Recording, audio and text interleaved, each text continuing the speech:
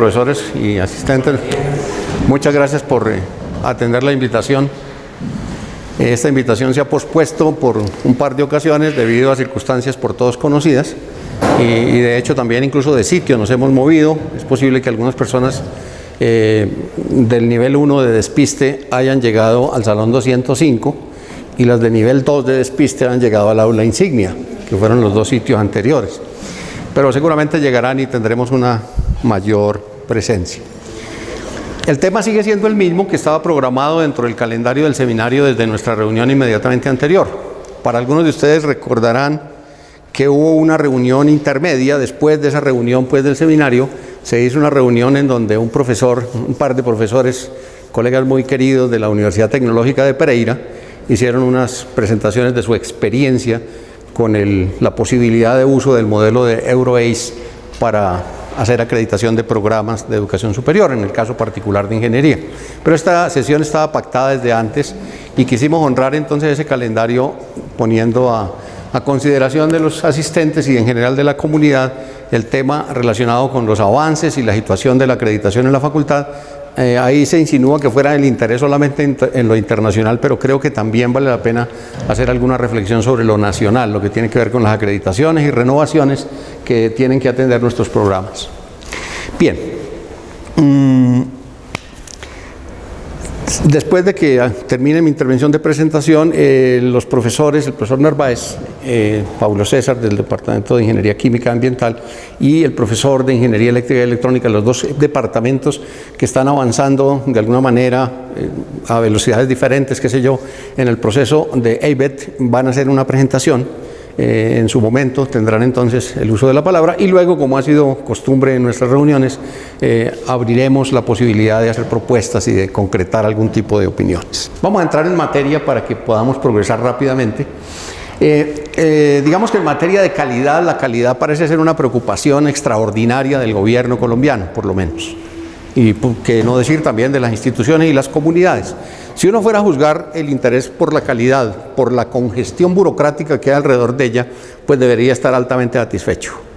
Ahí hay un mosaico limitado, no completo, por supuesto, de todos los elementos que de alguna manera ejercen vigilancia delegada por la potestad constitucional sobre la educación superior.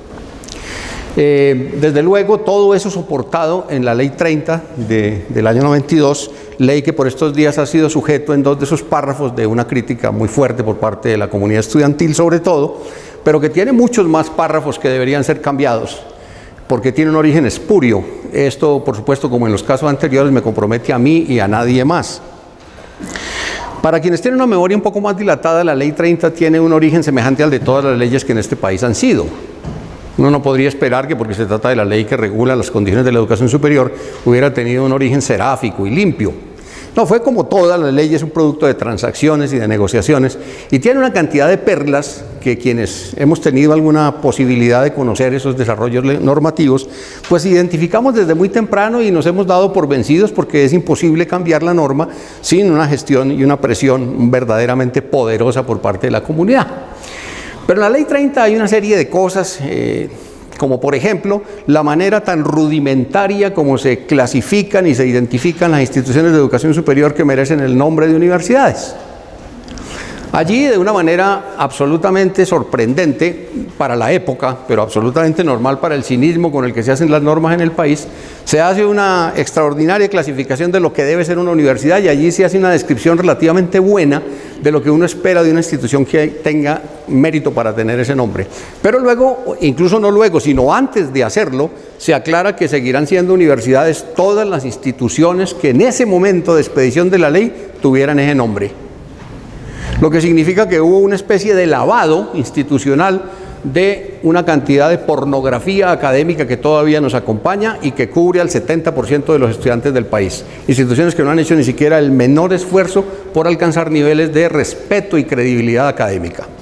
Pero así quedaron consagradas desde el principio, por presiones en su momento absolutamente conocidas, como las del difunto Fernando Inestrosa, a la sazón rector del Externado de Colombia, institución que no cumplía con los requisitos que estaba fijando la ley para llamarse universidad, pero que desde luego había traído ese nombre desde el siglo XIX y tenía que conservarlo. Esa es una perla. Pero hay unas mejores todavía, como el hecho de que dentro del equipo, dentro del Olimpo de instituciones de educación superior del país, se da ingreso y se le da además acceso al máximo organismo de dirección de la educación superior, a una institución que en ese momento tenía apenas un movimiento ascendente, que estaba en manos de alguien que está hoy condenado por paramilitarismo y por una masacre en Antioquia, y que se llama la Universidad Cooperativa de Colombia. Puedo decirlo con nombre, no estoy infringiendo ninguna norma, porque eso históricamente está registrado. Y allí, por una habilidad del señor César Pérez García, cuyo nombre también puedo invocar porque está preso, está vencido en juicio, por una indelicadeza de quienes lo acompañaban en esa mesa que negoció la Ley 30, se dijo que en el grupo de manejo debería haber una representación de la educación superior del sector de economía solidaria, que era solamente una y que era solamente la de él.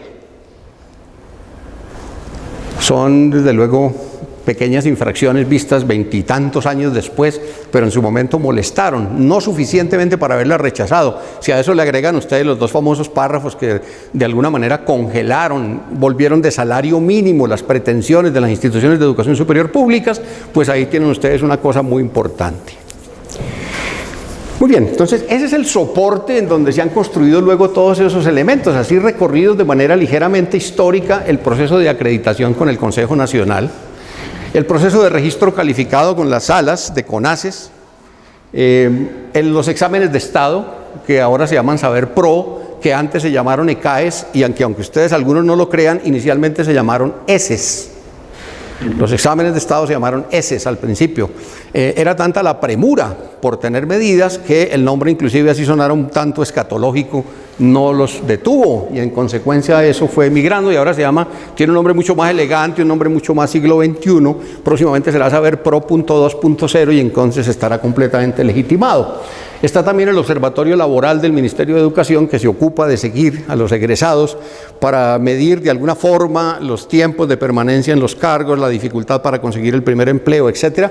Y una, tal vez la más reciente de todas, es la medición de los indicadores de desempeño educativo, el famoso MIDE, que tiene todos los elementos. Repito, estos son cosas que me comprometen solamente a mí y a mi pasión personal. Tiene todos los elementos de ser un horóscopo.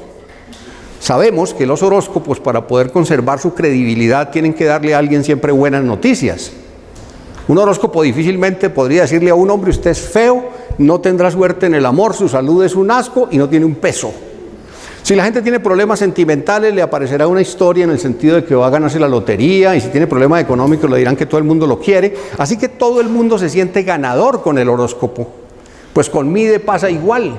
Con MIDE todas las instituciones son superiores, son de alta calidad, porque los escalafonaron y los clasificaron y los atomizaron y los volvieron de tal naturaleza que una institución, simplemente porque tenga 2 pisos, ya cae en una categoría distinta, y entonces es la mejor universidad de 2 pisos del sector del oriente antioqueño. Entonces esa absoluta clasificación casi perversa, tratando de que todo el mundo se sienta contento y sienta que está subiendo el nivel, ha hecho una distorsión enorme en la verdadera lectura, además de que compite, no siempre sanamente, con los criterios del Consejo Nacional de Acreditación. Entonces ahí tenemos una lectura compleja. Esa congestión institucional no produce un edificio de calidad verdadero, sino lo que hace es generar pequeñas posibilidades de lucimiento de las instituciones, y por ahí vamos cayendo en un bache. Todo esto tiene una pretensión de justificar la razón de ser de esta sesión. ¿Qué pasó con la acreditación de las instituciones de educación superior en el último periodo gubernamental? Que pasó de ser, no sé, profesor Jaime, usted que es más cercano a estadísticas, eran unas 18 instituciones que habían recibido reconocimiento. Y ahora son 52. Mientras hablamos, de pronto ahorita cuando esta sesión termine sean 53. Porque todo el mundo resultó de alta calidad. Y todo el mundo resultó de alta calidad. Vamos por favor a la siguiente. Esta es un pantallazo solo para probar. Créanme ustedes, esto lo abrí y se lo envié a Catalina, que es la líder de las comunicaciones del seminario, ayer. Dice allí: a continuación encontrará el listado de los procesos que actualmente están en curso en el CNA, actualizados al 9 de diciembre de 2014. Esa es la actualidad de la información que al ciudadano de a pie le brinda el Consejo Nacional de Acreditación. Claro, cuando uno lee 9 de diciembre dice: la hice, voy apenas con 3 días de atraso. No, 3 días y 4 años. o 4 años y 3 días, según si uno quiere medir como contratista o como contratante. Sigamos para evitarnos el enojo. ¿Qué pasa con el modelo del CNA? El modelo del CNA tiene una cantidad de fracturas, una cantidad de cosas que, me salto un poco, conduce a un deterioro paulatino e irreversible de la confianza en sus decisiones y sus juicios, y que obliga a las instituciones a pensar por una vía o por otra en acreditaciones de tipo internacional, o en cualquier otra alternativa que le agregue valor a los informes que entrega el CNA, que son informes cada vez menos creíbles desde el punto de vista de la calidad y del punto de vista del compromiso. El CNA tiene problemas de gestión. Es una institución absolutamente dependiente, carente de toda autonomía administrativa, operativa y logística, que depende de la intermediación de unos chuscos eufemísticamente llamados operadores logísticos. Nombre que encubre a una oficina que compra tiquetes y paga honorarios. Pero pues por aquello de la sintonía con la modernidad se les llama operadores logísticos. Han sido varios, incluso universidades públicas han hecho pequeñas empresas que resultaron malogradas por casos de corrupción. No sé si recuerden algunos de ustedes a una famosa entidad que se llamó Alma Mater. El CNA fue capaz de corromper por sus prácticas operativas a Alma Mater, en donde tenía asiento, por ejemplo, la Universidad Tecnológica de Pereira, pero antes le había hecho daño a la Organización de Estados Iberoamericanos, que es una entidad también como muy respetable en el ambiente, y ellos se metieron de intermediarios a comprar tiquetes y a pagar honorarios y salieron castigados. Y antes otro, qué sé yo. Hay un problema de gestión muy fuerte. Yo no sé ustedes, pero yo lamenté terriblemente el trasteo que le hicieron al CNA. El CNA tenía unas oficinas muy bonitas que siguen apareciendo en sus presentaciones, en la calle 19, número 670 y algo, edificio Ángel. Eran unas oficinas de verdadero lujo. Entraba uno allí, había unos auditorios, creo que la mayoría de ustedes las conocieron, tal vez los más tiernos no hayan podido. Pero a partir de febrero de este año, el CNA funciona en un galpón, está en la zona franca, en un sector que se llama San Algo. ¿San qué es? San, no sé, ¿alguien se acuerda cómo se llama? Es que es así, no me acuerdo cómo se llama. Hay que llegar a Señas, vaya para la autopista El Dorado, cuando pase frente a los moteles gire a la derecha, baje un poquito más y ahí está el CNA. Eso habla de la forma como el gobierno nacional aprecia a ese organismo. No tiene autonomía, no tiene presupuesto, no tiene ni siquiera nómina propia, porque toda se la presta el ICFES, y entonces ahí tenemos un gran problema. El CNA como agencia acreditadora necesita acreditarse internacionalmente, y lo tiene una agencia, si no estoy mal es australiana, por lo menos en su capitanía, que hace acreditaciones de agencias. Y la última le hizo recomendaciones muy fuertes en esas tres, por coincidencia, en esas tres rueditas que hay ahí. O usted gana en respeto, usted gana en verdadera autonomía operativa, o la va a tener muy grave para poder dando certificaciones. Pero además tiene un problema de dirección. Tiene un problema de dirección por lo siguiente, esto va a sonar feo, pero ¿qué puedo hacer? Las dos primeras cohortes de consejeros del CNA eran lo más parecido, pero así lo más parecido al Olimpo, eran nuestros semidioses académicos. Ahí estaban personas de esas que uno oye mentar y siente alegría de haberlas conocido. Personas que podían hablarle en su cara a los ministros o ministras y podían de alguna manera interpelar incluso al presidente de la República. Pero esas personas pasaron y pues como no son muchas, fue necesario irlas reemplazando por otras, desde luego con todos los méritos académicos, pero ahí, más que méritos académicos o además de méritos académicos, se necesitan también otro tipo de talentos. Talentos políticos, talentos administrativos, justo para resolver el problema de la gestión, por ejemplo. Pero el CNA está formado por personas muy conspicuas desde el punto de vista de su especialidad profesional y de su conocimiento, pero absolutamente desconocidas. Y ese desconocimiento los pone en una condición muy difícil cuando se trata de defender incluso sus propios intereses. Y se convierten, a mi juicio también, en simples funcionarios intermediarios entre el ministerio y las comunidades académicas. Y es difícil entonces en esa forma orientar procesos que sean verdaderamente liberadores de calidad.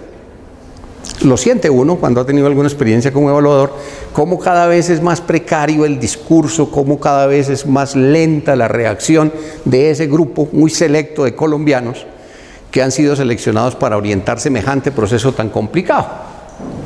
Y el tercer elemento de ese gran modelo congestionado y difícil y fracturado son los pares académicos. Hay aquí presentes en la sala personas que tienen por qué creer y por qué entender lo que voy a decir. Considerando el número de programas y de instituciones que hay en el país, se requerirían, haciendo una cuenta rápida, una cuenta de lechería, unos 20.000 pares académicos. Pero hay aproximadamente 1.500. No todos activos, porque algunos se han ido marginando de los procesos debido a que no soportan el maltrato administrativo al que son sometidos. Particularmente los más diligentes se han ido retirando porque no aceptan ser manoseados por los operadores logísticos. Y en consecuencia, la población de pares académicos se ha ido convirtiendo en un equipo muy regular en el sentido de su permanente presencia en las evaluaciones. Por decirlo de alguna manera así chusca, no hay caras nuevas en esos grupos. Y cuando hay caras nuevas, esas caras nuevas no han sido capacitadas para el oficio que se les pide. Más de uno de los presentes podrá dar testimonio, seguramente en otra circunstancia, de las dificultades que han tenido cuando son visitados los programas aquí dentro de las facultades.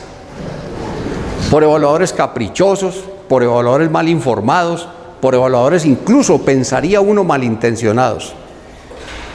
Y frente a ese tipo de atropello, ¿por qué lo es? Porque rompe esa posibilidad de un diálogo pareado. No hay recurso distinto al de quejarse posteriormente cuando ya la cosa puede que no sea productiva. En ese sentido, entonces, el problema de los pares es angustioso. Pero miren ustedes esto.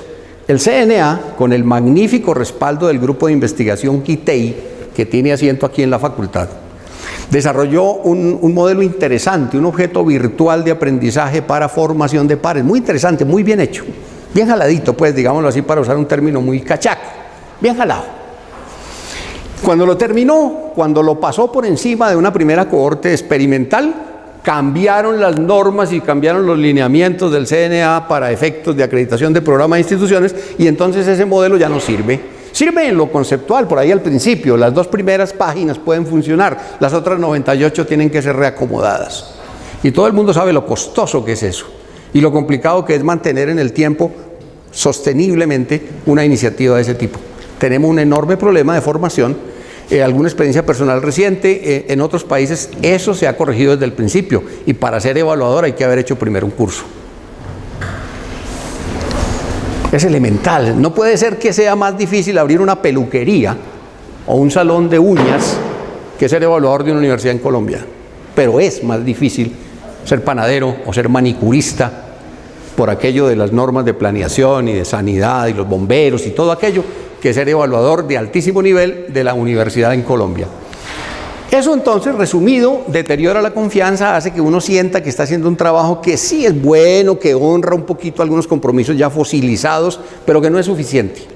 Y es la razón por la cual las instituciones, no solamente las privadas, hay que empezar a reconocer eso, sino las públicas, como nosotros mismos, empezamos a mirar qué hacer en términos internacionales. No solamente para sacudirnos, ¿no es cierto?, la posibilidad de no ser reconocidos internacionalmente, sino para tener la certeza de que estamos siendo evaluados de una manera un poco más elevada, por decirlo así. Algunos de los beneficios de la acreditación internacional se ponen ahí, pero no son absolutamente inéditos, todo el mundo los ha reconocido. De hecho, escuchamos hablar y de alguna manera inclusive los compartimos en la exposición del profesor Ocampo hace unas semanas. Es la posibilidad de movilidad, el reconocimiento de títulos y de modalidades y calificaciones. Por supuesto, la posibilidad de tener acceso a redes y a recursos internacionales. La actualización permanente de referentes de calidad. Quienes han estado trabajando con el modelo de ABET se dan cuenta, cada cierto tiempo sale un nuevo boletín de actualización de los criterios. Entonces uno nunca está al día con eso, tiene que estar ahí permanentemente leyendo y comparando y haciendo preguntas y participando en eventos académicos exclusivamente dirigidos a ese tema. Y por supuesto es la posibilidad, alguna vez incluso lo recogíamos aquí, algún profesor, no recuerdo si fue el profesor Félix, decía, el solo hecho de que vengan personas de otra parte a mirarlo a uno y le digan que está haciendo cosas muy buenas también, que son cosas de nivel internacional, que no necesitan un rótulo, pero que son reconocibles, eso es alentador. Lo digo, recuerdo a propósito de una visita de unos pares a un posgrado en geotecnia o algo así, donde salieron muy bien librados porque es lo que uno espera si ha hecho bien su trabajo. Y en consecuencia, esos son algunos de esos beneficios que esperamos. En contraste con esa página del 2014 que les mostré al principio, y no quiero en esto meter el dedo en la herida porque sería injusto también con el Consejo, ya sabemos la precariedad en la que anda. Estas son cifras también consultadas esta semana de los resultados de la agencia norteamericana. Acción en 32 países y con unos resultados que son de cierto nivel, 793 instituciones y un poco más de 4.000 programas acreditados. Eso habla de una mayor posibilidad de comparación, habla de una mayor apertura en términos de criterios y de calificación, y en ese sentido, por supuesto, uno siente que ahí hay una diferencia fundamental. Esta es una lista que está tomada de la última versión. Ahí simplemente para mostrar, tenemos programas acreditados por la agencia norteamericana en términos de la Escuela de Administración de Negocios. Hay uno, están otros en curso. Las universidades javerianas sedes, Bogotá y Cali, también han hecho esa parte. Dale. La Universidad de los Andes, que es la que más ha tenido y la que tiene una experiencia más dilatada en ese término. Ellos comenzaron, tal vez fueron los primeros, no recuerdo si fueron los primeros que tuvieron acreditación AIBED en sus programas, no sé ahora. Universidad del Norte en Barranquilla y más recientemente el Instituto, una universidad ascendida, el ICESI de Cali, con esos 3 programas. Nosotros aquí localmente tenemos, no sé, son 2 programas, sí, química y eléctrica o electrónica también, bueno, no sé, pero hay aquí movimiento en esa dirección también, o sea, estamos hablando de algo que nos es muy cercano. Y enseguida escucharemos a los profes que nos cuentan cosas. Recién empezamos a hablar de esto, hay algunas intenciones, algunas iniciativas, la facultad ha hecho contactos en eventos internacionales con voceros de este sello de calidad, que más que una agencia es un sello que se entrega, así como el FQM o alguno de esos otros, se entrega para certificar algunos desempeños y algunos estándares. Es otro que se está actualizando permanentemente. Si uno entra a la página de EURACE, encuentra que cada cierto tiempo, con una periodicidad, no sé, semestral al menos, hay actualizaciones que se derivan de la experiencia de los pares en las visitas a las diferentes instituciones. La gente va aprendiendo y va consolidando ese aprendizaje en nuevas recomendaciones de modelación y de gestión curricular y demás. Bien, ¿qué tienen? Estas son fotografías tomadas de la experiencia que tuvimos aquí escuchando la experiencia de la Universidad Tecnológica de Pereira y simplemente es para poner ahí una especie de pantallita antes de ir a esta parte. ¿Qué es lo que nos ha puesto a reflexionar esta presencia de modelos nuevos y demás en relación con nuestro modelo normativo colombiano CNA? Pues que todos esos modelos externos, AIBET, EURACE, inclusive Arcusur, que digamos en lo regional tiene algún tipo de reconocimiento, están basadas en una reflexión sobre la renovación curricular permanente. Por supuesto, introducen elementos muy fuertes en materia de infraestructura y de dotación y demás, pero el énfasis de los programas está en su producción curricular y en su gestión. Y es ahí entonces donde está el énfasis de los modelos de acreditación. En nuestro caso, ¿qué pasa? Que para propósitos prácticos, un programa de ingeniería debe someterse a los mismos requisitos de calificación para ser acreditado que un programa de sociología o un programa de veterinaria, por supuesto con el debido respeto a todas las disciplinas y profesiones. Pero no hay elementos diferenciadores, no hay unos elementos que muestren cómo la gestión curricular es un diferenciador y es un agregador de valor, no lo hay. Entonces se encuentran términos como este currículo práctico, crítico, bueno, en fin, se hace mucho énfasis en lo curricular. En la última norma, en el Acuerdo 01 de este año del CESU, que es el que propone los nuevos lineamientos, se hace énfasis en eso. O sea, el modelo nacional reconoce que si no se pone al día con respecto a los exigentes mecanismos internacionales, pues no va a tener formas de competir y va a tener en algún momento que desaparecer. Entonces se enfoca también ahí. Y ese segundo, que es tal vez lo más novedoso en la propuesta del CESU, pero que es recurrente en los modelos, son los resultados del aprendizaje. Veíamos en la reunión con la Tecnológica de Pereira que ellos también enfatizan en eso, hay una serie de cuadritos y planillas y formatos y rúbricas y todas estas cosas que ya desde luego no son ajenas a nuestro lenguaje, pero sí a nuestra operación. Observen, colegas, que de adoptar algún mecanismo de acreditación que esté pegado a estos elementos, todo nuestro modelo de gestión curricular debe cambiar. O sea, los directores curriculares, las áreas, la gestión, esas masas cerebrales que están encargadas de pensar el currículo, tienen que hacer algo para dejar de lado tanta atención de asuntos estudiantiles, tanta atención de quejas y reclamos, y ponerse de verdad proactivos a mirar si es posible que a las edificaciones universitarias les pase lo que a los teatros. En estos días veía yo una noticia, profesores, sobre la agonía de unos viejos edificios en Bogotá que fueron teatros exitosos por los años 50, donde la gente se reunía a ver cine, ahora lo ve en el celular. Y entonces yo no sé si esa carrera por la construcción poderosa en 20 años sea un mal recuerdo. Son las cosas en las que hay que sentarse a pensar, pero por supuesto ya de cara con estos exigentes requerimientos externos. Esto que es parte que no hemos todavía desarrollado, pensar en los perfiles. Esa palabra incluso estaba vedada en nuestro medio hace unos años. Nuestro medio quiere decir aquí en la Universidad Nacional. Se hablaba de perfil y uno pensaba inmediatamente en una psicóloga reclutando personal para una fábrica. Pero ahora llegó también en el lenguaje académico el asunto y hay que perfilar lo profesional, los egresados, los semestres, etcétera, etcétera. Y una palabrita que resulta extraordinariamente poderosa para los colegas allá, Caterín y sus asociados, que es la palabra evidencias. Las evidencias son fáciles cuando se trata de infraestructura, porque el edificio está o no está y ya está. Juego de palabras, ¿eh? Y el laboratorio está o no está y está certificado y aquí está el papel. Todo eso son evidencias, pero el aprendizaje, ponerlo en evidencia, requiere un esfuerzo extraordinario de todos nosotros. Y no lo hemos empezado a hacer porque no era necesario hacerlo. En el modelo que hemos venido manejando no era necesario hacerlo. Solo bastaba con hacer las declaraciones. No se nos apresuraba a mostrar las evidencias. Y esa es la gran dificultad. Bien, la facultad tiene un compromiso muy fuerte en esto, ¿no es cierto? Uno normativo y uno histórico. Desde el punto de vista normativo, lamento la ausencia del profesor Marcelo Riveros, porque sé que en este momento se conmovería. Él oye hablar del decreto 1210 y siente una especie de tercer ventrículo, porque su corazón está amarrado con ese decreto, que fue el que le dio a la Universidad Nacional de Colombia esa autonomía relativa que tiene respecto a las otras universidades del sector público. Pero además, una deuda muy fuerte, o un compromiso hacia adelante muy fuerte, más bien, más que deuda. 157 años bien contados formando ingenieros. El objetivo hoy es contarles lo que llevamos del proceso de acreditación EIVET, cuáles fueron las motivaciones, por qué los profesores que hacen parte del Departamento de Ingeniería Química y Ambiental y que prestan sus servicios como profesores al programa de Ingeniería Química decidieron en un momento hace más o menos 4 años optar por la acreditación EIVET.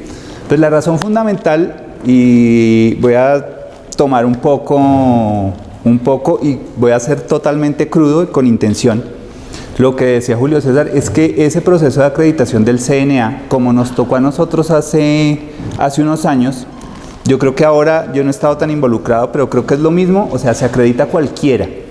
O sea, es la cuestión de hacer un documento, ¿sí?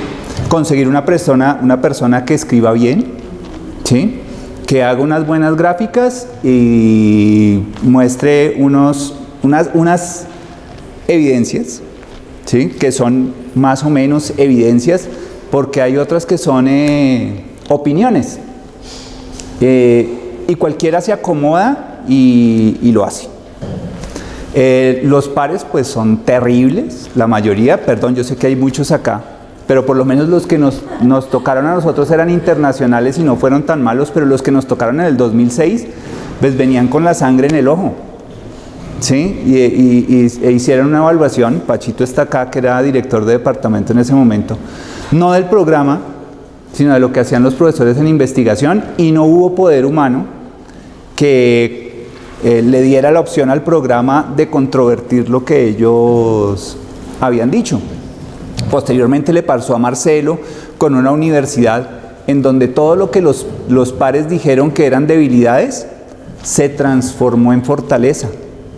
Y al Marcelo darse cuenta y hacer el reclamo a uno de estos consejeros, profesor de la Javeriana médico, la respuesta que yo la vi, me la mostró Marcelo, decía, pero profesor, en la academia no hay negros ni blancos, todo puede ser gris.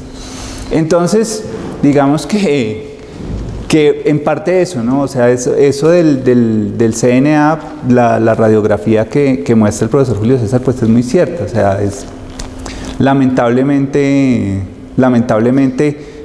ni el esquema, ni las personas que hacemos la labor, porque somos todos, pues tenemos la suficiente madurez para que la cuestión resulte bien, porque no es solamente decir, no, es que el CNA no, sino son todos los que participamos en el proceso, pues nos falta esa madurez.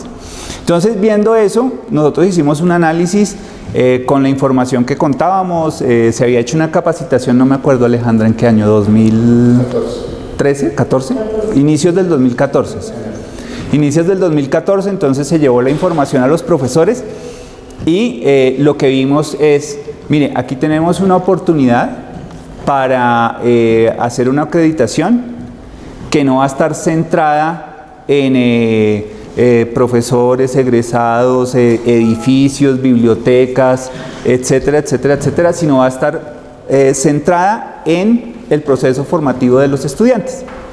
Y por esa razón fue que nosotros nos decidimos a meternos en el esquema IBET, porque nos convenció que trabajando de esa forma, en ese momento en eléctrica estaban trabajando en una cosa que se llamaba CDIO. Yo no sé si siguen trabajando en ella, pero es más o menos similar. Entonces nos convenció de meternos en el cuento. ¿Listo? Entonces eso fue allá en el año 2014 y arrancamos. Paralelamente con eléctrica, y eléctrica sufrió un pinchazo como de 2 años más o menos. Y nosotros en ese tiempo logramos avanzar un poco más, y por eso en este momento estamos como 1 año o más o menos adelante de lo de eléctrica. ¿Listo? Entonces eso es lo primero, fue una decisión colectiva, una decisión de los profesores del departamento. Yo creo que fue unánime, Juan Carlos, Pachito, no sé si alguien dijo que no. Pachito, ¿alguien dijo que no nos metiéramos en ese momento? Yo me acuerdo que fue una reunión de departamento. No, todos los que estuvimos, creo que fue unánime, porque en ese momento ya sabíamos que eso era mucho trabajo, y realmente es mucho trabajo. Entonces, aparte de pues un montón de cosas que deben incluirse dentro de un documento de autoevaluación, un documento de autoevaluación que en ningún momento dice es que sacamos 4 tantos, sacamos 3 algo, lo hicimos bien, lo hicimos mal. Eso es otra cosa diferente. O sea, no hay indicadores, no hay criterios. Además, cuando nosotros los planteamos inicialmente allá en el 2010, cuando nosotros hicimos la acreditación internacional de Mercosur, fue que se hizo una ponderación inicial y toda la cosa, y se dijo los documentales valen más, los estadísticos valen más, y los que valen menos son los de opinión, que creo que ahora quedaron parejos, ¿no? Que más o menos, no sé. Pero entonces aquí no hay nada de eso. O sea, uno no dice, uy, mire qué bueno que lo hago, soy la berraquera o soy pésimo. No hay nada de eso. O sea, se presentan, además hay una plantilla que le dice a usted lo que debe presentar. Y quienes juzgan serán unos pares. Puede haber encuestas, pero no hay encuestas que dice el programa cumple los objetivos y los profesores dicen una cosa y no hay nada de eso. Usted presenta sus objetivos del programa, ¿sí? Que esos no deben cambiar. Usted define unos resultados de formación, y esos son los que va a medir. Entonces usted lo que mide son los resultados de formación. ¿Y cómo los mide? Usted los mide con herramientas de evaluación que son diferentes a las que se utilizan para calificar, o pueden ser las mismas, pero la forma en que se evalúan son diferentes. Entonces hay una evaluación para dar una nota y una evaluación para ver si uno cumplió con los resultados de formación. Entonces este es el centro de toda la acreditación. El documento de autoevaluación pues también tiene profesores, no tiene egresados. Tiene profesores, tiene el plan de estudios, tiene la infraestructura, tiene la institución como tal y la parte de mejoramiento continuo. Pero lo importante es esto, o sea, si uno no tiene montado esto y no lo tiene montado con evidencias, no se puede presentar. Y montar este sistema de mejoramiento continuo, que consiste en evaluar los resultados de formación para que uno mismo se vea y diga cómo está, y retroalimente, bien sea, la mayoría de las cosas que se retroalimentan son a través del currículo, es decir, son las actividades en el aula. Puede que resulte en un cambio en el plan de estudios, puede que resulte difícilmente en cambios de objetivos educativos del programa, pero sobre todo son cuestiones de actividad en el aula, de estrategias pedagógicas, de trabajar en equipo. Entonces, una vez usted ya tenga eso, pues ya puede presentarse, pero para eso deben haber pues transcurrido más o menos 2 años como mínimo para uno decir. Entonces, el trabajo que nosotros iniciamos en 2015 es para montar esto. Y esto claramente no puede hacerlo una persona sola, o 2, o 3, o 1 o 2, con una opinión de los miembros del comité y después de los profesores. ¿Sí? Entonces, claramente esto es todo lo contrario a lo del CNA, porque lo del CNA, con absoluta sinceridad, eso lo hace una persona con ayuda de un comité. Se acomoda, ya ni siquiera las encuestas, porque nosotros hicimos las encuestas por una aplicación, ahora las hace la oficina ya Catherine, ¿no es cierto? Entonces, pero esto no, porque esto pues toca medirlo a través de todo el plan de estudios. Entonces, hace que sea de verdad una cosa ya real sobre el trabajo que se está haciendo. El trabajo que día a día se hace y el trabajo que se hace semestre a semestre.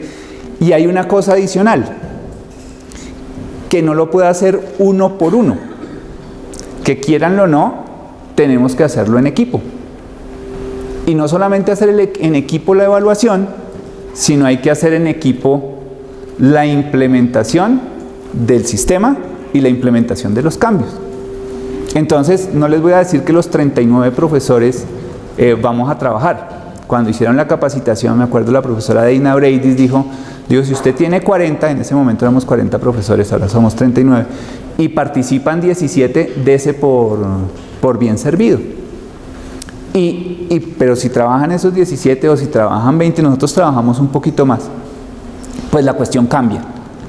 La cuestión cambia porque entonces eso obliga a que vamos a tener que hablar entre nosotros para implementar esos cambios. Entonces, por ejemplo, si nosotros medimos uno de los resultados de formación, que ahora que se los muestro, que es la habilidad para expresar, para comunicarse efectivamente en español o inglés, pues si nos fue mal, pues no hay ningún problema. Es más, uno dice qué es bien o qué es mal. Uno, no una persona, sino el grupo de profesores. Entonces decimos nosotros no, que el 60% se comunique bien en inglés. Y fuimos y medimos y salió que el 40% se comunica bien en inglés. Pues no pasa nada, porque no es que porque le salió el 40% entonces no acreditado. Es, bueno, le salió el 40%. Entonces, ¿por qué? ¿Y qué va a hacer para mejorar en cuántos años? Y ya, no pasa nada. Entonces, ese nuevo esquema, pues dice, pues tenemos que empezar a trabajar desde primer semestre, ¿sí? Para tener el resultado al final. No puede decir, no, es que yo aquí soy el mejor profesor y tengo el curso más importante, que es el de diseño de máquinas o el que sea, ¿no es cierto? Entonces es aquí donde yo lo voy a trabajar. Pues porque el resultado va a ser el próximo semestre, de pronto que ya no es el 40, sino es el 30, el 35. Toca montar un esquema de qué vamos a hacer en primer semestre, en qué asignatura, qué vamos a hacer en segundo, de pronto en segundo decimos no, de pronto en tercero y así sucesivamente. Y así pasa con todos. Es solo un ejemplo. Y digamos que eso ha sido lo mejor de este proceso para nosotros, por lo menos como yo lo veo. No sé, Juan Carlos, Ruth, digamos, nosotros en muchos resultados de formación hemos terminado trabajando en conjunto en varias asignaturas. Nosotros, por ejemplo, nos metimos en el programa LEA, que se acaba ahora, ¿no es cierto? Porque pues tiene un valor y porque todo lo bueno se acaba. Nosotros dijimos, vamos a trabajar en primero, vamos a trabajar en quinto y sexto semestre y vamos a trabajar en octavo. Y en cada uno trabajábamos cosas diferentes. Lo mismo para la habilidad de diseñar, etcétera, etcétera. Entonces, esto es el corazón de AVET. Y esto es lo complicado. Hay que montarlo, hay que decir cómo voy a evaluar y hay que evaluar. Y hay que evaluar todos los semestres, no todos los resultados de formación. Y entonces, como hay que evaluar todos los semestres y hay que hacer un análisis por lo menos anual para hacer la retroalimentación, pues esto arranca y no para. Y es lo bueno.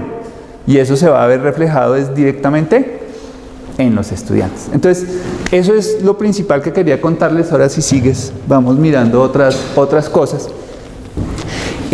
Nosotros adoptamos este sistema no de mejoramiento continuo, sino el sistema de evaluación.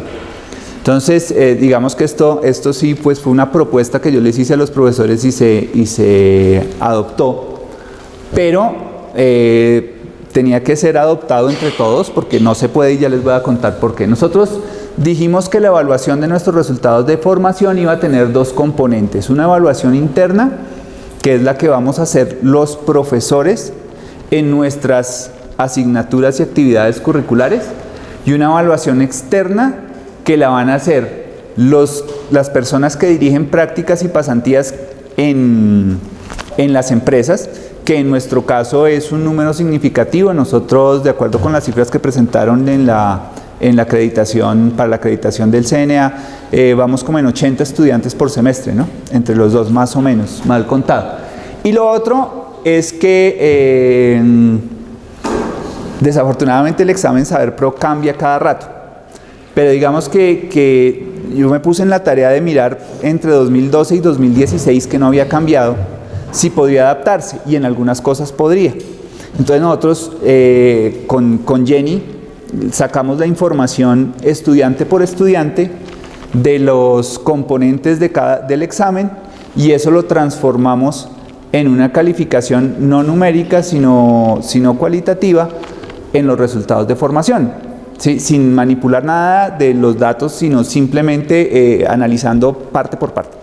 Entonces, nuestro sistema de evaluación tiene esos dos componentes.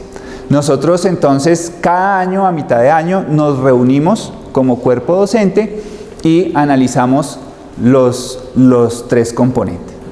¿Listo? Y con ese análisis entonces nosotros vemos, bueno, en qué les estamos fallando a nuestros estudiantes. ¿Por qué? Porque nosotros tenemos unos objetivos, tenemos un perfil de egreso que se definió en el 2008, que afortunadamente coincidían con los resultados de formación que proponía AVET hasta el año anterior, hasta el 2017, porque ahorita hay unos nuevos y nos tocó hacer la equivalencia para no tener que cambiarnos. Ellos dan un periodo de espera. Entonces, si nosotros dijimos que esos eran nuestros objetivos, si nosotros dijimos que eso era nuestro perfil de egreso, porque todos los programas lo dicen, ¿no es cierto? Pero nadie lo medía, ¿no es cierto? No lo medíamos. O sea, nosotros les dábamos el título, pero no medíamos cómo se cumplían estos objetivos.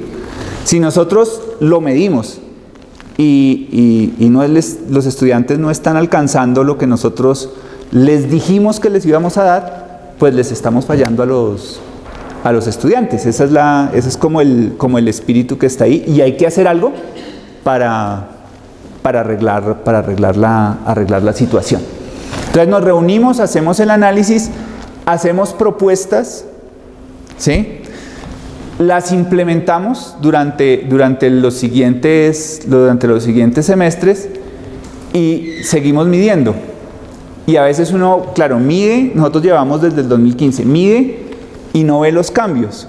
Claro, porque esos son cosas que no lo va a lograr uno de un semestre al otro. Por eso esta acreditación, aunque le pueden decir a uno, si usted está acreditado, digamos que hay unas visitas anuales, dependiendo de cómo esté, o cada 2 años, o incluso le pueden pedir que se reacredite. Entonces, ese es nuestro sistema. Entonces, ¿qué es lo que implica? Implica pues una gran cantidad de trabajo. Digamos que el trabajo lo repartimos entre los profesores, porque las rúbricas nosotros ya las tenemos, que nos costó un tiempo tenerlas, pero hay que generar las herramientas pueden cambiar, a veces las herramientas no son buenas, ¿sí? Los resultados no son buenos por las herramientas, los resultados no son buenos por las rúbricas, y a veces también los resultados no son buenos porque no hacemos bien el trabajo, pero entonces eso toca todo el tiempo estar trabajándolo. Para los de prácticas y pasantías, entonces por ejemplo ahorita ha sido un lío con toda esta situación, porque nosotros le mandamos la rúbrica a las personas que dirigen y ellos nos mandan. Lo de Saber Pro, pues es cada año, por allá cuando salen los resultados, que es más o menos hacia abril, procesamos eso, nos reunimos a mitad de año y ahí seguimos. Siguiente. Bueno, entonces, ¿cuáles son las definiciones fundamentales de ABET? Entonces hay los objetivos educativos del programa, que son las metas que deben tener los graduados pocos años después de graduarse.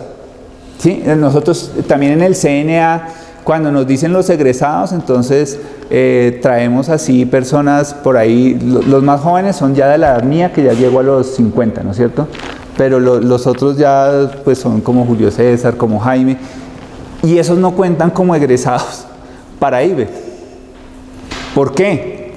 Porque tanto Félix o Pachito o cualquiera de nosotros ya no está desempeñándose con base en lo que le dio el programa. Eso se perdió al primero, a los 2, a los 3 años, dicen ellos. Ya es más lo que ha sido su experiencia, el entorno, muchas otras cosas. Entonces ellos lo centran muy ahí. 2, 3 años, los objetivos. Pero los resultados de formación, que son lo fundamental, es lo que deben ser capaces de hacer al momento de graduarse. Entonces ese se mide con nuestros estudiantes, no con los egresados, sino con los estudiantes. ¿Sí? Entonces, donde uno trabaja es en estos, porque si uno logra estos, pues seguramente va a lograr los otros. Siguiente.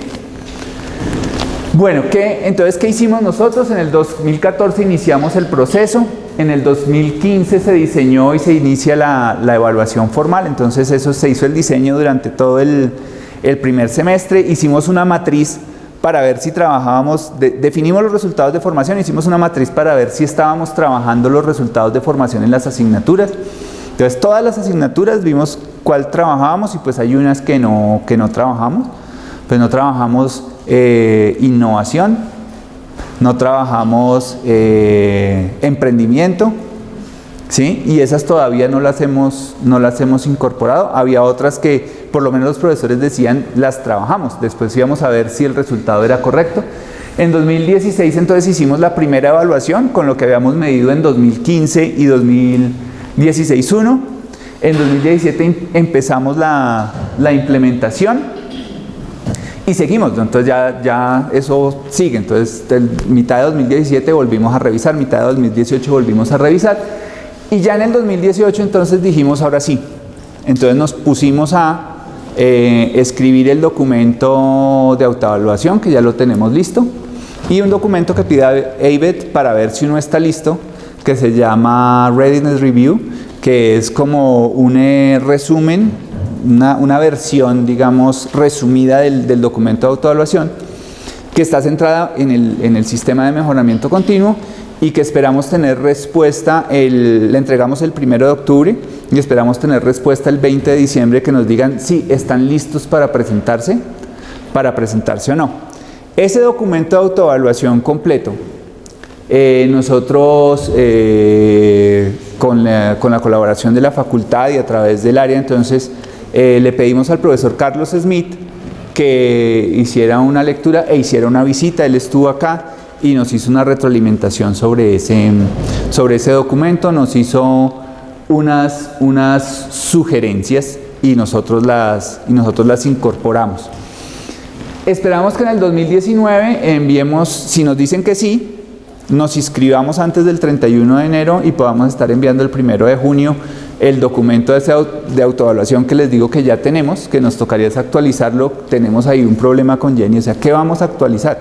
Si las cifras de la universidad que mejor podíamos tener era a 2018, 2, y pues no se ha terminado, ni siquiera sabemos cuántos estudiantes tenemos, nada, entonces eso va a ser todo lo de deserción, todo eso va a ser un problema. Y estaríamos en septiembre, octubre, recibiendo la visita de pares. Siguiente. Estos son nuestros resultados de formación, son 12, pues son los típicos, ¿no? No vamos a entrar ahí en detalle. Hay un primero que es la habilidad de aplicar conocimientos en matemáticas, ciencias físicas, ciencias químicas y biológicas en ingeniería química. Entonces ese nosotros decidimos medirlo, arrancamos midiéndolo no al final, porque nosotros ese, digamos, suponíamos que lo hacíamos muy bien y las pruebas Saber Pro lo demostraban, pero dijimos, bueno, y en tercer semestre, cuando ya los chicos van por la mitad de la formación en ciencias básicas, ¿cómo están? Entonces empezamos midiendo ahí, después ya nos pasamos al otro, empezamos a ver resultados. El otro ya es las herramientas modernas típicas de la ingeniería, la habilidad más importante para los ingenieros, que es diseñar experimentos y diseñar sistemas y componentes, la habilidad de trabajar en equipo, la comprensión de la responsabilidad ética y profesional. Esa nos demoramos un poquito, pero ya tenemos una herramienta para medición. Comunicarse efectivamente en español y en inglés, pues obviamente para AIBET no es importante el español, pero nosotros la introdujimos. Para nosotros es más importante que se comuniquen en español que en inglés, aunque es muy importante que lo hagan en inglés.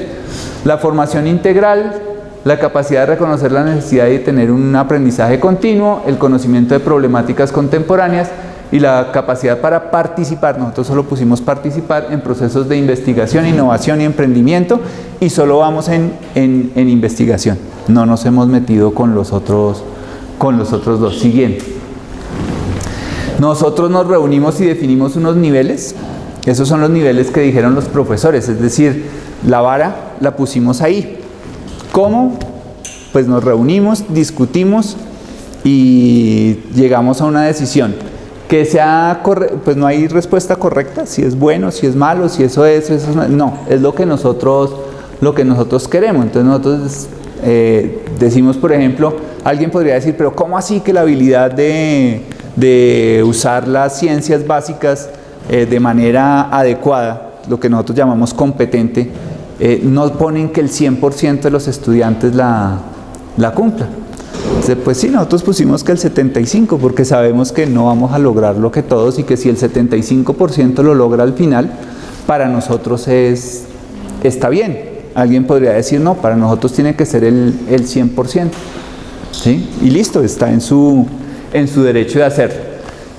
Entonces, ese es el resultado de las acumulado, no cada vez que medimos, eso está discriminado. Aquí estamos, digamos que estas primeras que hemos hecho, que son 3, nosotros las hemos agrupado. Entonces el nivel obtenido es que el 81% de nuestros estudiantes es competente en lo que hemos medido. No hemos medido todo, nos hemos centrado mucho en matemática. La gente de las prácticas y pasantías dice que todos nuestros estudiantes son unos duros para todo eso. Y en el Saber Pro, pues el 88%, que es el programa ha sido el mejor de lejos de todos los programas del país. Entonces uno diría, bueno, listo, cumplimos, entonces no hacemos nada. Pues hay que mirar si subimos la barra, ¿sí? O qué está pasando en el proceso. Nosotros tenemos unos datos de cuando medimos en tercer semestre en termodinámica. y ahí van graves los muchachos, es como el 40% los que lo logran, faltándole solamente media matemáticas y un poquito, por ejemplo. Entonces, bueno, ¿y qué pasa ahí? O sea, ¿será que nosotros lo que les estamos evaluando, y es un análisis que hemos hecho, lo que nosotros estamos evaluando exige más que lo que exige Saber Pro y que lo que exigen en las empresas? Porque si ustedes miran en las empresas y si miramos la otra, las personas de las empresas, nuestros estudiantes son lo mejor. O sea, esos son casi 100% en todo. Y en el Saber Pro, pues casi. También 100%, 88, 90% en todo. Pero y nosotros medimos y nos da menos, ¿sí? Por ejemplo, miren el RF9. Dice, en lo que nosotros medimos es 14%. Devuélvete una, por favor. Miren, el 9 es formación integral que permite entender el impacto. Entonces, hay una diferencia, lo que les estamos pidiendo es diferente, entonces vamos a medir la herramienta. Entonces, nosotros, por ejemplo, les decimos a los muchachos, van a hacer la sustentación de un trabajo de diseño. Le decimos, por favor, liste los impactos ambientales del proyecto que usted está haciendo, liste los impactos sociales del proyecto que usted está haciendo, escoja uno, analícelo, qué es lo positivo, qué es lo negativo, y proponga cosas para incrementar lo positivo y para mitigar o solucionar lo negativo, pero es ahí en crudo. Claro, lo que se pregunta en Saber Pro que está relacionado es diferente, entonces toca mirarlo a ver qué es lo que está pasando ahí. Lo mismo sucede en diseño, que en Saber Pro salen espectaculares, pero en la última asignatura de diseño, que es diseño de plantas y equipos, no les va tan bien porque se les exige, digamos, lo que debería ser ya un ingeniero con cierta experiencia.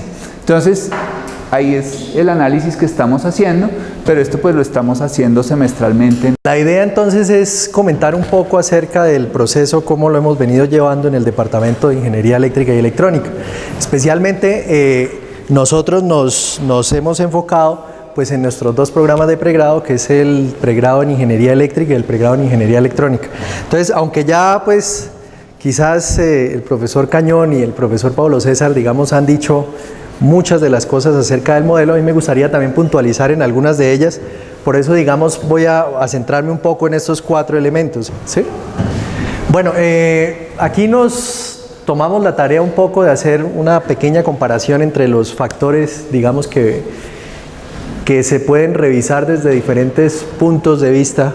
Uno de ellos, pues, es, digamos, el que tradicionalmente veníamos trabajando, que es los factores que nos definía el CNA, que pues yo creo que todos muy bien los conocemos, que pues básicamente estaba un poco enfocado, como decía el profesor Cañón y los demás, y el profe Pablo César, en hacer como un checklist de qué es lo que teníamos y demás, ¿no? Entonces, quizás dejaba o asumía que nosotros el proceso de formación y cómo lo estábamos haciendo con los estudiantes y cómo estábamos garantizándole esa enseñanza, pues estaba muy bien y simplemente verificaba, digamos, todo lo que había alrededor de ese proceso de formación. Entonces, pues digamos que eso también ha motivado un poco a que en el departamento se empiecen a mirar algunas otras iniciativas que se centran un poco más en qué es lo que le estamos dando al estudiante. Es decir, si nosotros estamos diciendo que lo estamos formando como ingeniero, nosotros queremos saber que eso que le estamos entregando a ellos, pues efectivamente les sirva para que de alguna manera se integre de una manera menos forzada con la industria o con su entorno, digamos, una vez él egrese del programa. Entonces, en este caso, pues, digamos que inicialmente el programa se interesó, como decía el profe Pablo César, en la iniciativa CDIO.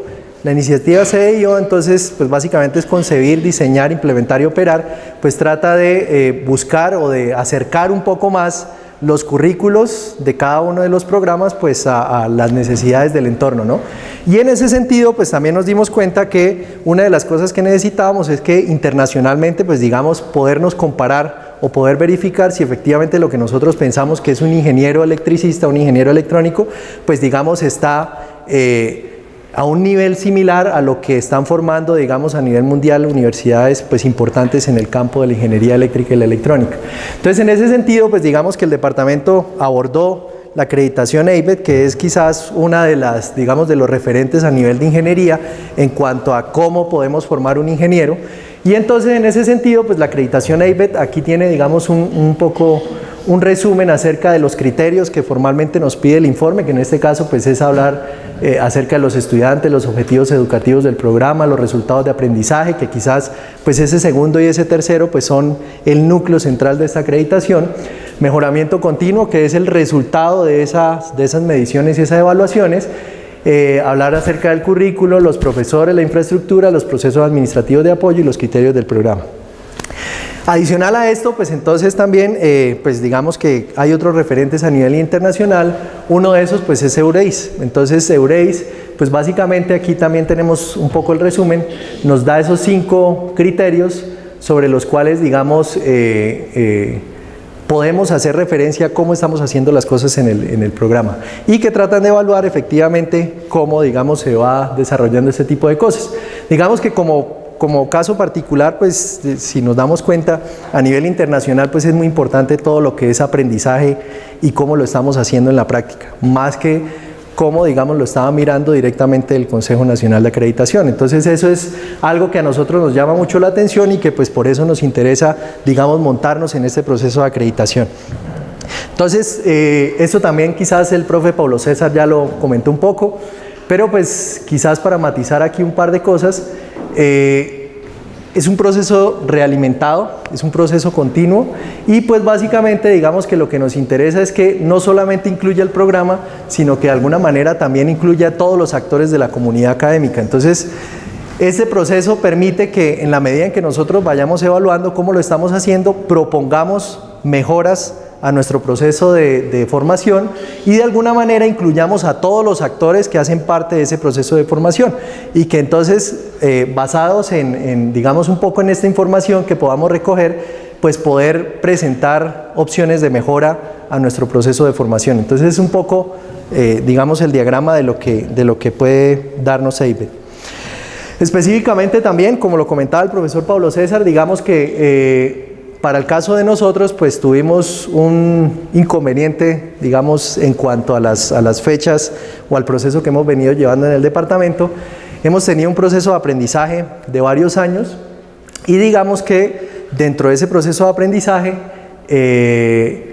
han habido varios cambios dentro de la misma agencia de acreditación. Entonces, la agencia acreditadora, pues lo que ha hecho es que continuamente ellos también se van revisando y van verificando cómo, digamos, definir unos parámetros, que en este caso pues son los que ellos definen como Student Outcomes, que se esperan en el egresado de estos programas.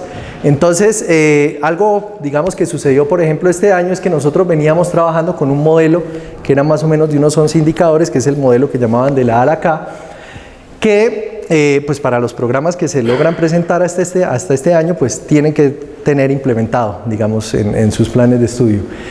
Pero resulta que a partir del próximo año hay un cambio, y este cambio pues es que ya no son 11 o 12 indicadores, sino que en este caso pues son solamente 7 Student Outcomes, que son básicamente estos que están acá. Entonces lo que nos dice ABET es, pues si usted logra medir y mostrar cómo está haciendo el trabajo para digamos, a formar los ingenieros, garantizando pues estas habilidades, que en este caso pues son 7, pues entonces usted puede, digamos, aplicar el modelo y ser, digamos, presentarse pues para obtener esta acreditación. Como comentaba el profesor Pablo César, pues no es necesario que todo sea al 100% y que todos estemos bien, y que, digamos, sino es un poco como mirar, no decir mentiras, sino mirar cómo estamos. Entonces seguramente, como parte, digamos, de todo el procedimiento, pues pueda encontrar que hay muchas cosas de esas que no se han implementado y que hay que implementar o desarrollar, y eso es de hecho lo que más valora precisamente la agencia acreditadora, es decir, que nosotros identifiquemos pues cuáles son las cosas que tenemos por mejorar, que tenemos que implementar y que las empecemos a desarrollar. Ese es un poco, digamos, el objetivo de esta agencia de acreditación. Entonces, ya específicamente, como para contextualizar un poco qué es lo que hemos hecho en el departamento, pues básicamente nosotros en el departamento empezamos a replantear la formación de la ingeniería eléctrica y la electrónica desde el año 2008, donde, digamos, se empezó a a pensar un poco en estas iniciativas internacionales que habían venido desarrollándose y específicamente pues nos centramos en el modelo CDIO o en la iniciativa CDIO. Entonces digamos que esa CDIO nos dio pie para que las reformas académicas de los dos programas pues se pudiesen hacer sobre esta iniciativa. Y pues pensando un poco en cómo mirar si efectivamente lo estábamos haciendo de una manera internacional, pues entonces surgió la idea de empezar a trabajar con AVET. Entonces, desde hace unos años empezamos a trabajar basados en el modelo que les comentaba, que es el modelo de la A a la K, y pues como producto de eso, digamos que se empezaron a definir unos asociados a cada Student Outcome, que es digamos lo que nos propone el modelo de acreditación. Se definieron unos indicadores y esos indicadores en este caso pues nosotros los empezamos a aplicar. Nuestra primera medición o primer ejercicio de medición lo realizamos en el segundo semestre del año 2017 y digamos como dato curioso pues, y por eso comentaba que es un proceso de aprendizaje, nosotros fuimos bastante ambiciosos en esa medición. En ese caso nosotros queríamos medir 15 cursos y habíamos involucrado 49 indicadores. Eso implicaba que la cantidad, digamos, de docentes que estaban midiendo pues era bastante alta. Infortunadamente, digamos, de ese proceso pues tuvimos cosas como que, por ejemplo, no todos los profesores nos reportaron o algunos no lo midieron, digamos, o midieron pero no guardaron las evidencias de ese proceso de medición. Entonces digamos que eso fue parte del aprendizaje y de lo que nosotros pues más o menos íbamos refinando a través del tiempo en ese proceso. Entonces digamos como reflexión de ese primer proceso, nosotros tenemos un comité asesor de gestión en la acreditación AVET. Con el comité, pues básicamente lo que se definió es, pues tratemos de hacer un poco más focalizadas estas mediciones. Y entonces lo que se hizo fue, generemos una rúbrica, en este caso pues la definimos como una rúbrica genérica, en la cual digamos, la definimos como una de las posibles herramientas sobre la cual se podría trabajar. Entonces, ¿qué es? Digamos, una de las ventajas que tiene AVET es que ellos no definen cómo debemos hacer ese procedimiento. Uno de los, digamos, elementos deseables o ejemplos que ellos ponen normalmente es, por ejemplo, el caso del uso de las rúbricas. Las rúbricas quizás es un modelo un poco de estandarizar cómo hacemos esa medición en los diferentes espacios académicos.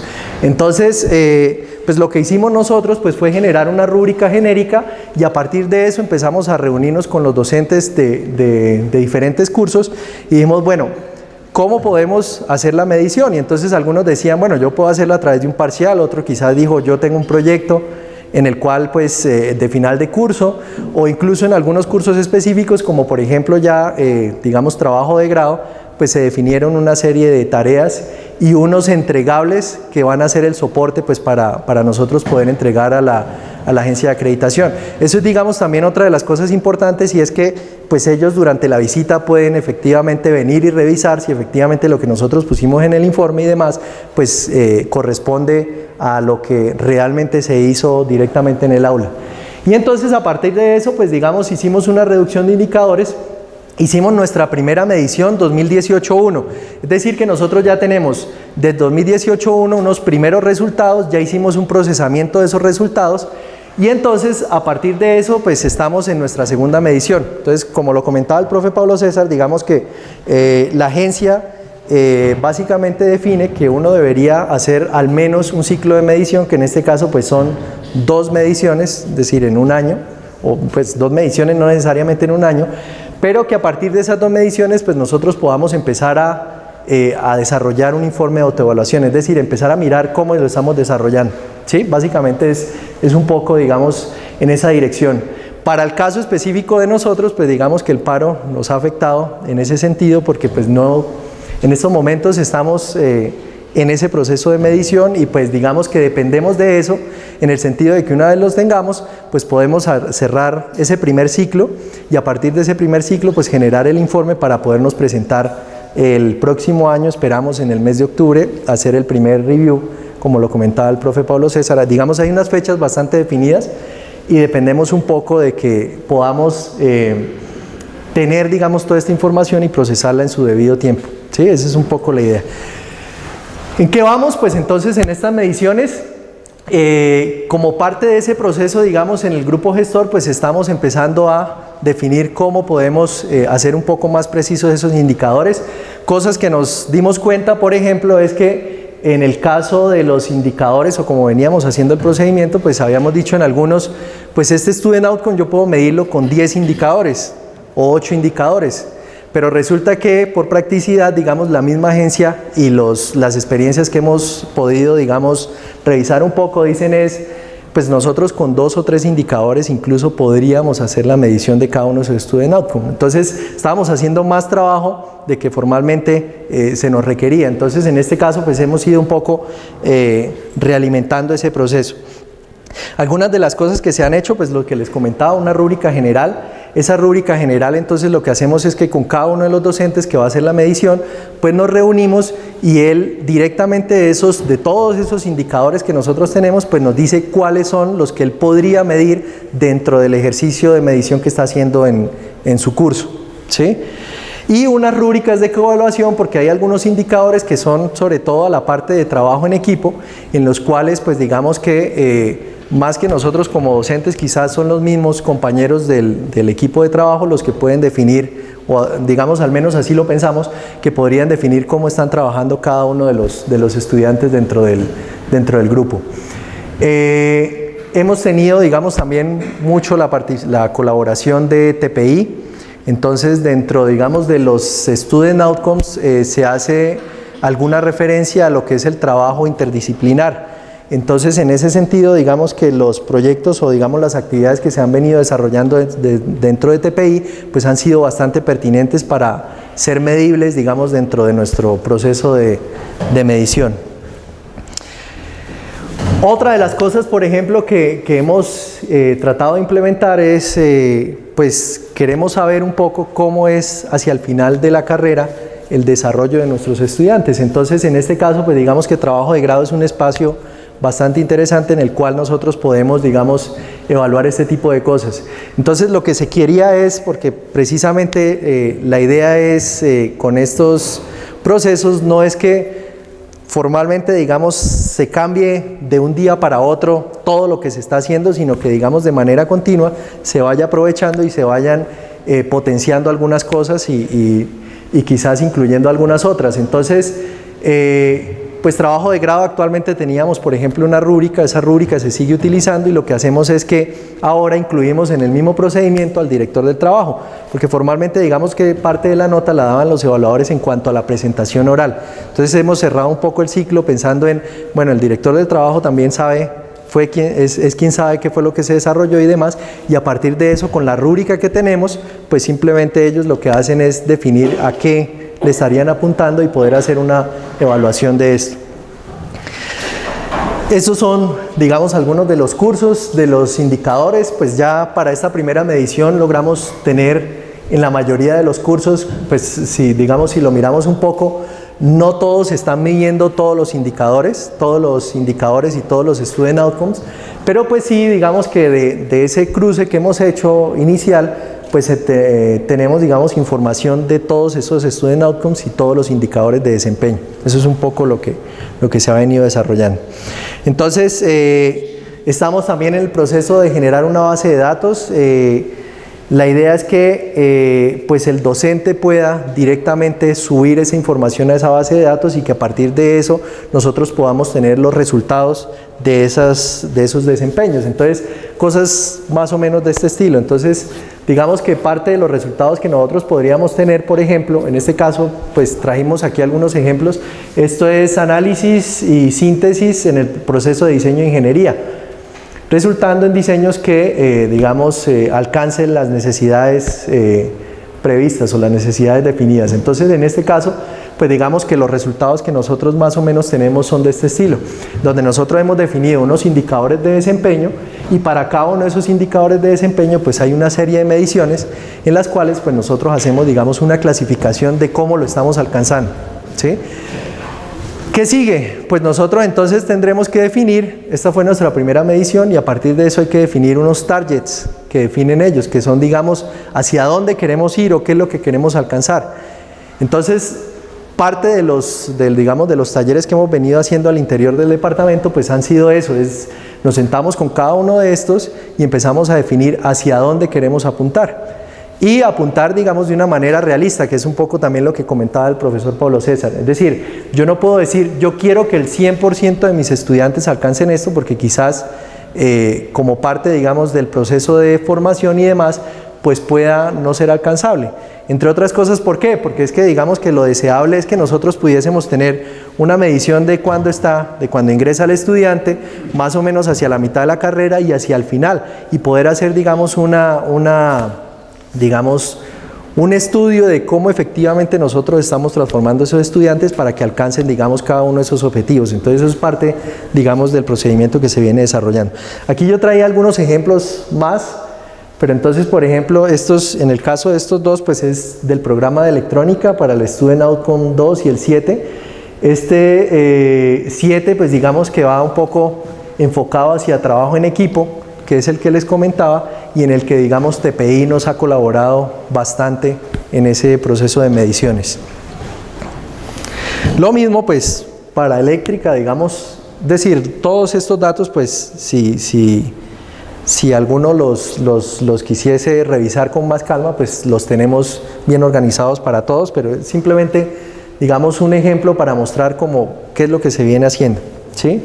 Algunas experiencias, entonces, por ejemplo, este año, hace un par de meses, se realizó un simposio de assessment, formalmente mediciones. Entonces uno de nuestros profes, el profesor Pantoja, presentó uno de los trabajos que era precisamente cómo se había montado ese modelo en un curso que se llama Circuitos de Radiofrecuencia. Entonces, digamos, se presentó allá.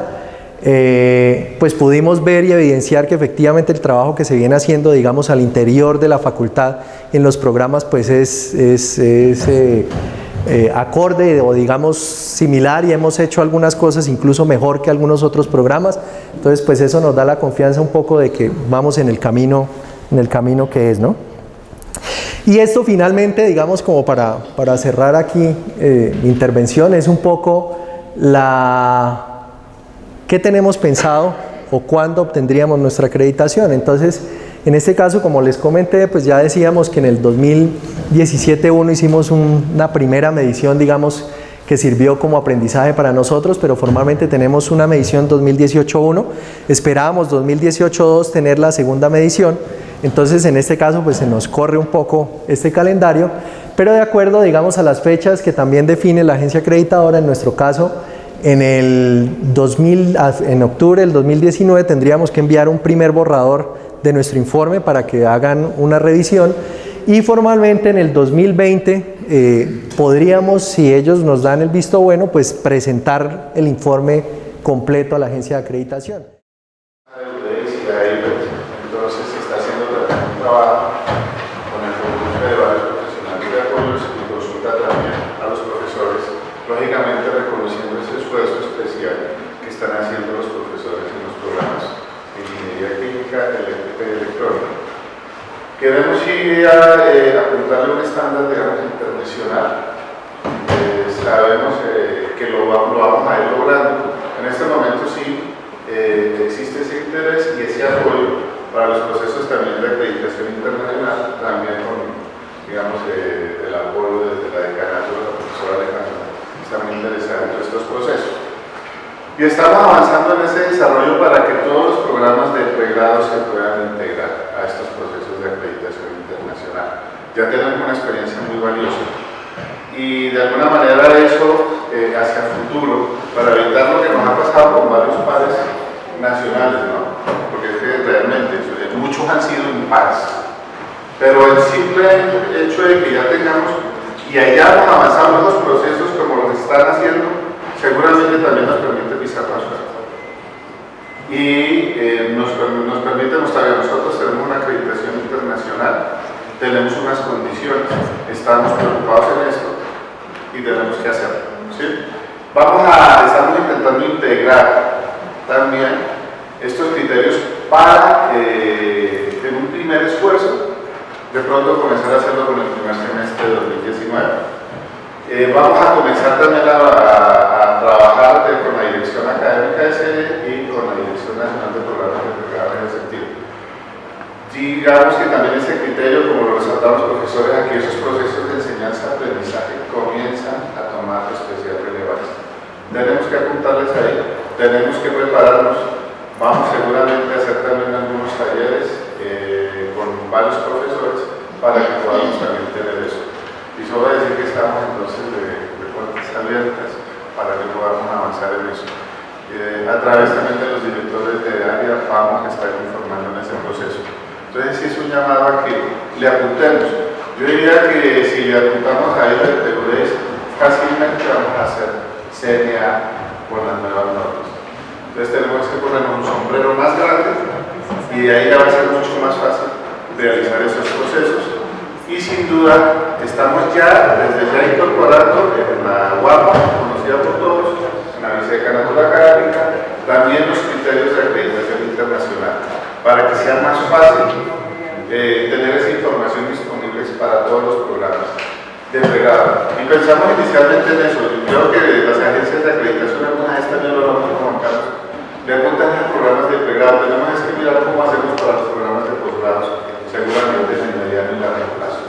No sé si por qué agregar, quiere comentar algo más. Yo quería agregar que en mi interés particular, todos ustedes lo saben, en el periodo anterior fui la vicedecana académica de la facultad. Entonces estoy muy cercana a los procesos de acreditación de nuestros programas de pregrado, posgrado, ante el CNA y demás. Y lo que yo resalto, porque no voy a decir que no me he cuestionado si vale la pena, lo mencionaste Pablo, no lo mencionaste tú, estas acreditaciones internacionales, particularmente ahí, que es una cosa muy cara, esa es la verdad, es muy cara. No solo hacer el proceso, sacarlas, tramitarlas, sino sostenerlas. Nuestra UAPA, muy diligentemente coordinada por Marjorie, logró después de un par de años una manera muy eficiente de contar las cifras y procesarlas. Cuando ya teníamos las respuestas a las preguntas, nos cambiaron las preguntas, ¿cierto? Entonces ahora hay que cambiar la forma en que hacíamos las cosas. Ahora la UAPA, en cabeza del profesor Camacho, en cabeza de Catherine, es que está Catherine, no te mencioné que existe la semilla inicial de la UAPA, existe una gran labor, y precisamente por esa gran labor ya no contamos con tus servicios en la UAPA, sino están en otras instancias. Lo que yo veo de todo esto es que debemos aprovechar la oportunidad de que el CNA se alineó con EGET y sobre todo con procesos de reflexión curricular internacionales, digamos así. Ya hay que pensar en objetivos de formación. Lo he dicho muy claramente que si nosotros revisamos, por ejemplo, cómo están planteadas nuestras asignaturas en el CIA, que salen los programas, están muy desenfocados de lo que en la actualidad es un diseño curricular.